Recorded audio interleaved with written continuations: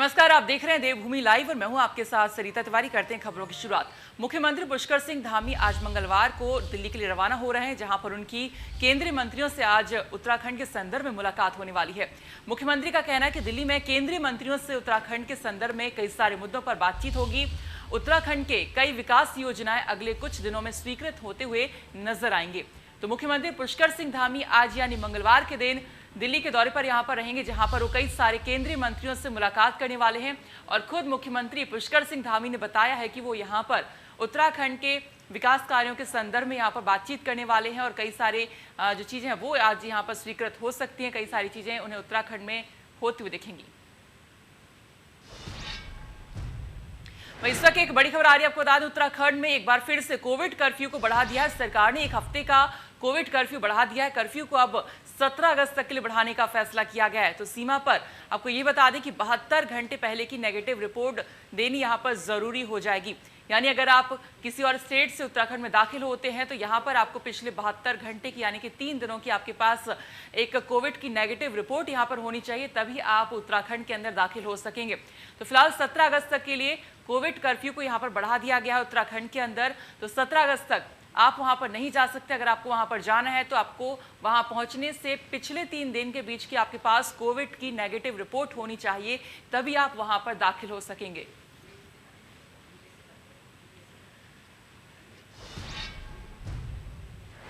कांग्रेस के नवनिर्वाचित प्रदेश अध्यक्ष का ट्विटर अकाउंट फिर से शुरू हो गया है। ट्विटर ने गणेश गोदियाल का जो अकाउंट है उसे बंद कर दिया था। उत्तराखंड कांग्रेस प्रदेश अध्यक्ष हैं गणेश गोदियाल, जिनका ट्विटर ने अकाउंट बंद कर दिया था और उसके बाद उनके अकाउंट को आज फिर से शुरू कर दिया है। तो कांग्रेस के प्रदेश अध्यक्ष गणेश गोदियाल जो नवनिर्वाचित अध्यक्ष बने हैं कांग्रेस प्रदेश के, आपको बता दें उत्तराखंड के, और इसके बाद उनका जो ट्विटर अकाउंट है उसको ओपन कर दिया गया है। इससे पहले आपको बता दें उन्हें बंद कर दिया गया था। जो ट्विटर के रूल्स हैं उसको वो वायलेट कर रहे थे, यहाँ पर ट्विटर ने उनसे कहा था और इसीलिए उनका जो अकाउंट है वो यहाँ पर बंद कर दिया गया था।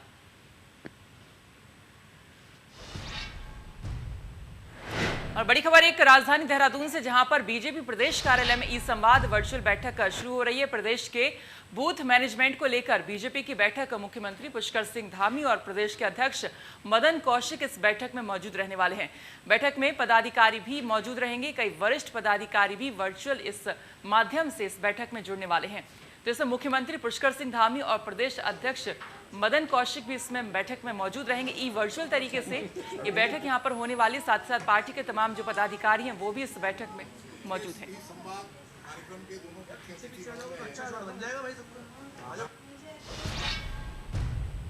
मुख्यमंत्री पुष्कर सिंह धामी ने देवस्थानम को लेकर तीर्थ पुरोहितों की नाराजगी पर अपनी प्रतिक्रिया दी है। मुख्यमंत्री धामी ने कहा है कि जो लोग नाराज हैं उनसे बात की जा रही है और इस मामले में हाई पावर कमेटी का गठन भी किया जा चुका है। सभी पक्षों की बात सुनने के बाद ही किसी नतीजे पर पहुंचा जाएगा। फिलहाल देवस्थानम बोर्ड को किसी भी नए कार्य को करने के लिए रोका गया है।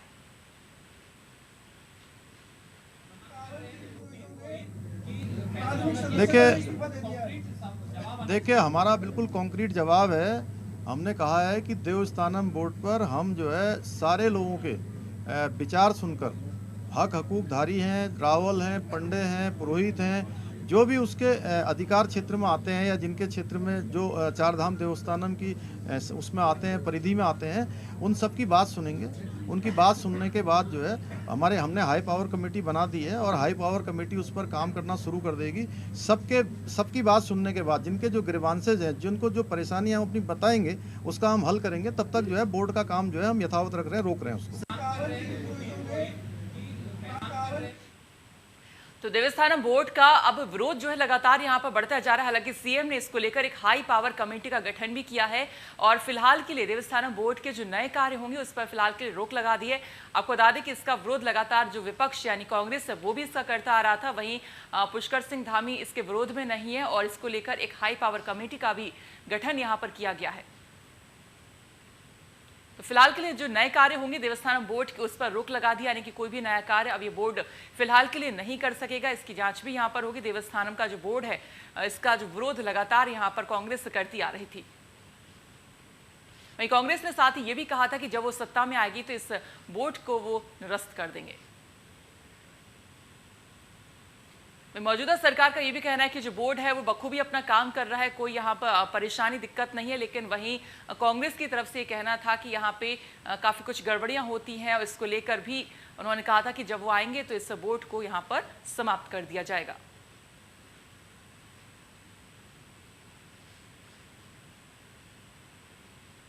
तो सीएम से बताया जा रहा है कि जो तीर्थ पुरोहित हैं वो काफी नाराज यहाँ पर दिख रहे हैं। इस बोर्ड का विरोध अब लगातार बढ़ता जा रहा है। विपक्ष के साथ साथ अब जो तीर्थ पुरोहित हैं वो भी इसका विरोध करते यहाँ पर नजर आ रहे हैं। हालांकि सीएम ने एक कमेटी का गठन यहाँ पर किया है, एक हाई पावर कमेटी होगी जो कि इस पूरे मामले की जांच भी करेगी। साथ ही जो फिलहाल नए कार्य होंगे देवस्थानम बोर्ड के जरिए उस पर रोक लगा दी गई है।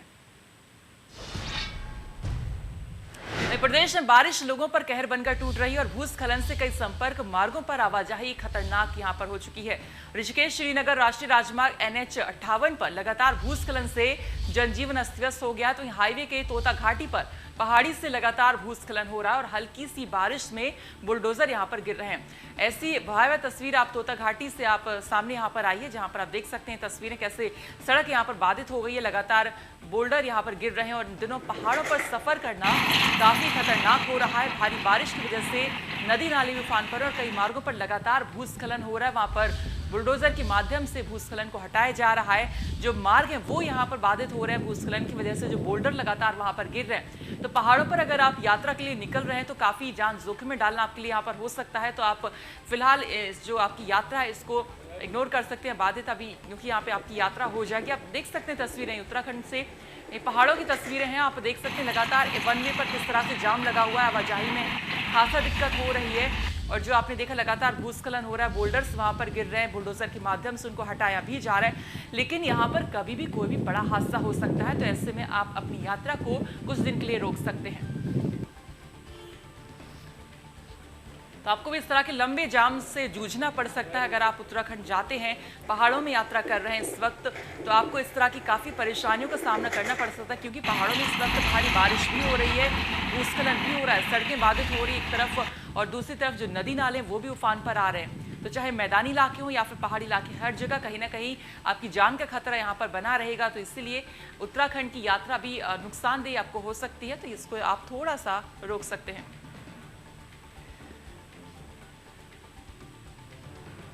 और इसी खबर पर जानकारी के लिए हमारे संवाददाता जुड़ चुके हैं, सुनील सोनकर हैं फोन लाइन पर। सुनील, यहाँ पर क्या कुछ फिलहाल स्थिति है आपके जिले में?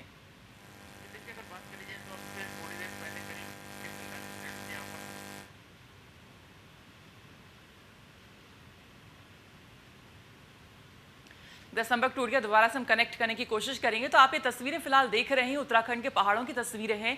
यहाँ पर सड़क पर कभी भी कोई भी भूस्खलन हो जाता है, बोल्डर गिर पड़ते हैं, और इससे जो कारें हैं, जो आप व्हीकल से जा रहे हैं, तो आपका खाई में गिर सकता है, या कोई भी कह सकते हैं बड़ा हादसा यहाँ पर हो सकता है।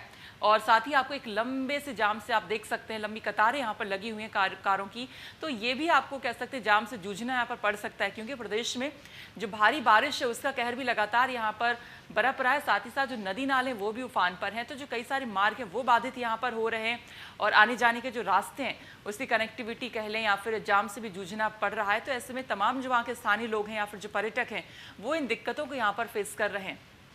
और इसके साथ साथ जो स्थानीय लोग हैं उनको भी कहीं ना कहीं जो उनका जनजीवन है वो भी अस्त व्यस्त हो गया है। रास्ता बंद हुआ, कब तक खुलने की उम्मीद है जी एसडीएम साहब? आज सुबह तोता घाटी में मलबा आने की वजह से रास्ते को बंद करना पड़ा है। इसके लिए ट्रैफिक को मलेथा से डाइवर्ट करा गया, सो दैट कोई अनहोनी ना हो, कोई दुर्घटना ना हो, क्योंकि 1-2 हफ्ते पहले भी वहाँ पे दुर्घटना घटी थी। तो जब तक पूरा रास्ता कार्यदायी संस्था द्वारा क्लियर नहीं कर दिया जाता और यात्रियों के लिए सेफ़ नहीं हो जाता, उसको बंद रखा गया है। इसके लिए नीचे से आपको चंबा और टिहरी होते हुए ही लोगों को भेजा जा रहा है। जो रास्ते में लोग थे उनको गजा के माध्यम से निकाला गया, बाकी रेगुलर ट्रैफिक है उसको मलेथा से। सर कब तक खुलने की उम्मीद है रास्ते? आज शाम तक समाप्त खुल जाएगा।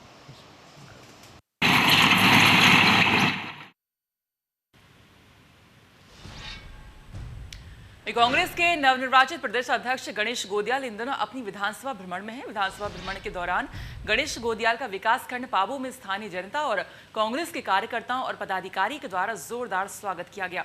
गणेश गोदियाल ने कहा कि जिस तरह से लगातार आमजन कांग्रेस पार्टी के साथ जुड़ते जा रहे हैं, ये साफ संकेत है कि आगामी 2022 विधानसभा चुनाव में कांग्रेस की पूर्ण बहुमत की और मजबूत सरकार बनने जा रही है। उन्होंने ये भी कहा कि सभी कार्यकर्ता जी जान से 2022 विधानसभा चुनाव के लिए तैयार हैं।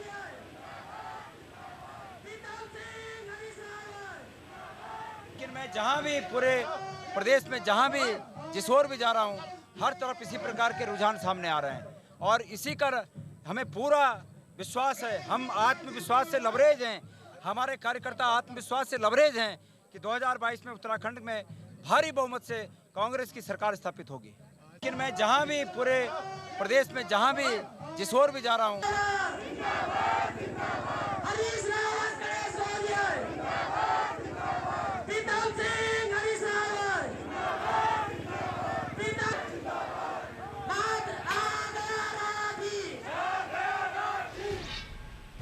और इसी बीच एक बड़ी खबर आ रही है। आपको बता दें, पहाड़ों की रानी कहे जाने वाली मसूरी में भूकंप के झटके यहां पर महसूस किए गए। इस वक्त की बड़ी खबर आपको बता दें, मसूरी में भूकंप के झटके महसूस किए गए हैं इस वक्त, और वहां पर भूकंप महसूस होने से जो स्थानीय लोग हैं उनमें अफरा तफरी का माहौल यहां पर हो चुका है।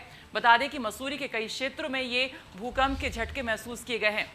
तो मसूरी में भूकंप के झटके महसूस किए गए हैं, आपको बता दें कई सारे क्षेत्रों में, और जो वहां पर लोग हैं इन झटकों की वजह से वहां पर लोगों में काफी अफरा तफरी मच गई, क्योंकि मसूरी पहाड़ों की रानी से कहते हैं और पहाड़ी एरिया वहां पर होता है, और कहीं ना कहीं जैसे भूस्खलन हो रहा है इस तरह की स्थिति वहां पर भी बन सकती है।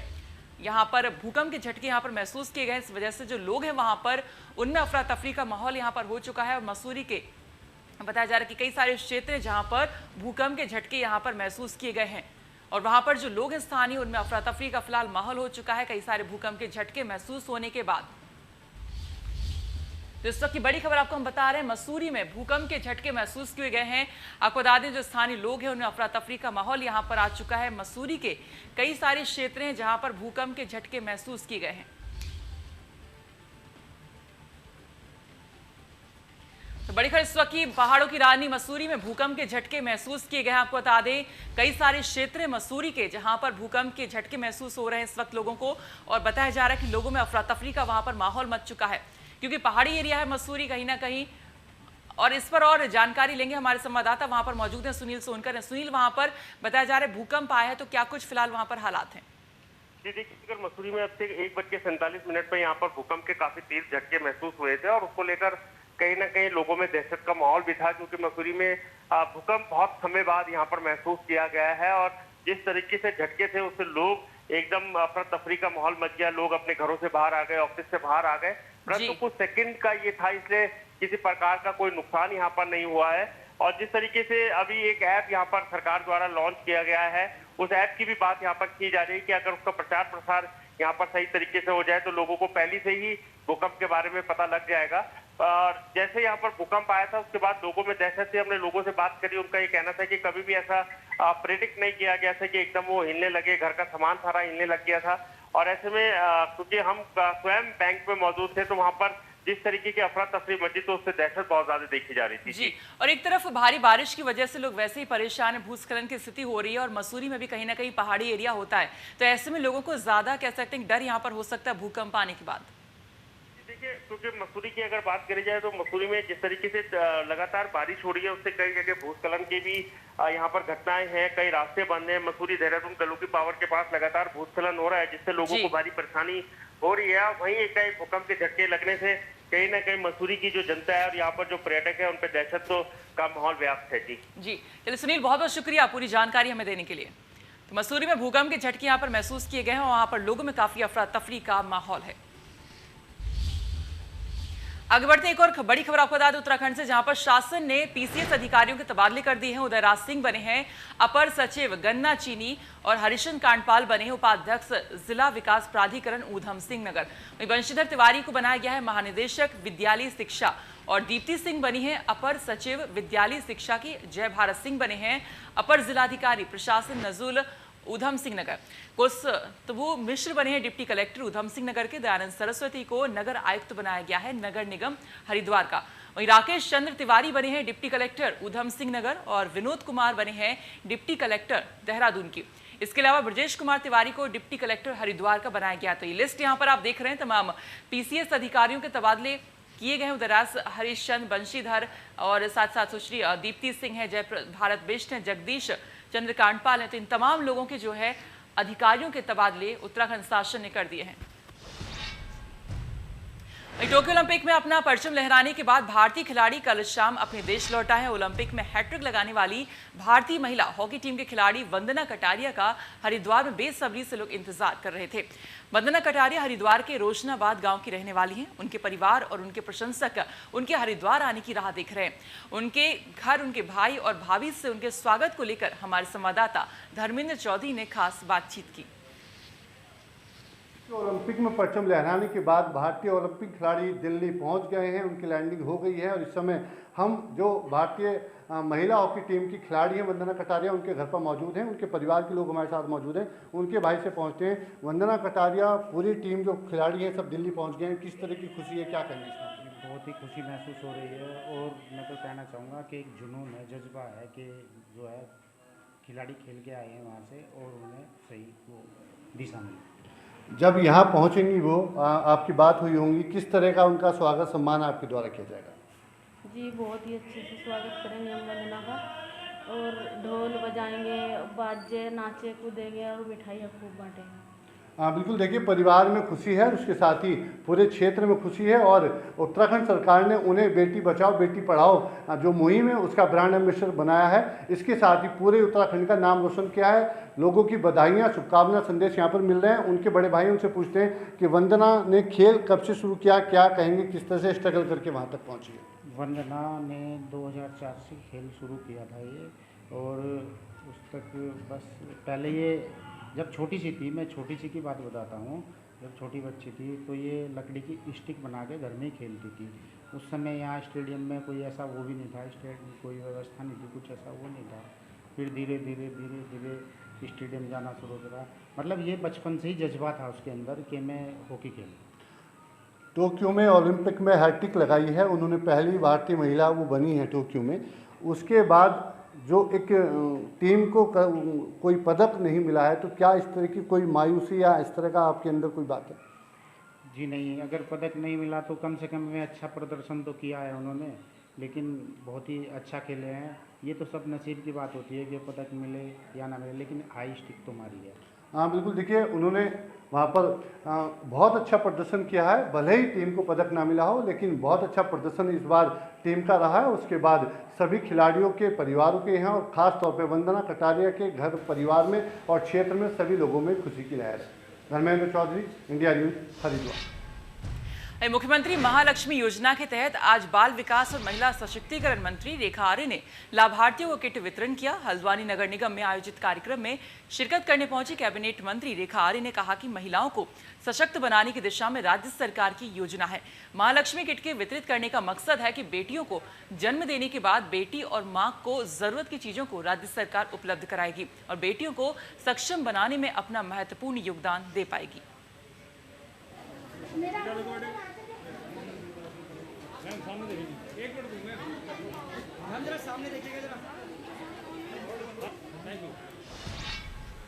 बिना एक्सपायरी डेट और मैन्युफैक्चरिंग डेट के बिक रहे खाद्य पदार्थों पर लगाम लगाने को लेकर हाईकोर्ट ने अब कड़ा रुख अपनाते हुए कार्रवाई करने के आदेश दे दिए हैं। जिसके बाद जिला विधिक प्राधिकरण और फूड सेफ्टी समेत ड्रग विभाग के अधिकारियों ने छापेमारी करते हुए कार्रवाई की है। इस दौरान रुद्रपुर में किच्छा बाईपास पर बने एक मॉल में टीम ने निरीक्षण किया, जहां बिना पैकिंग डेट और एक्सपायरी डेट के बेची जा रही सामग्री को बरामद करते हुए सैंपल लेकर जांच के लिए लैब में भेज दिया है।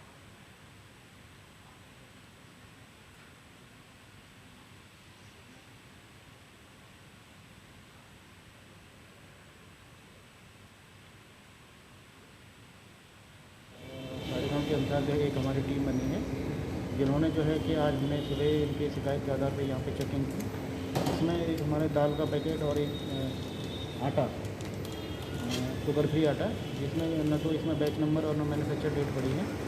तो इसको हमने देखा तो इसका जो है हमने जांच के लिए सैंपल लिया है और बाकी जो जितने हैं इसको हम लोग डिस्ट्रॉय करते हैं। सर किसके निर्देश पे कार्रवाई हो रही है? ये श्री श्रीवास्तव जी हैं, ये हाईकोर्ट के निर्देश हैं, उसके अनुसार ही इसमें जो है जिला।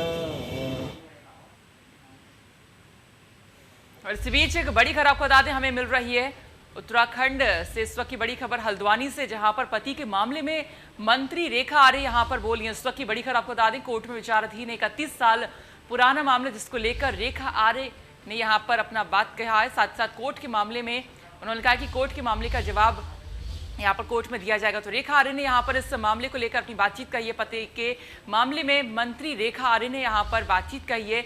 31 साल से आपको बता दें कोर्ट में ये मामला विचाराधीन है, तो 31 साल पुराना ये मामला है, तो कोर्ट के मामले का जवाब कोर्ट में ही दिया जाता, उन्होंने ये कहा है।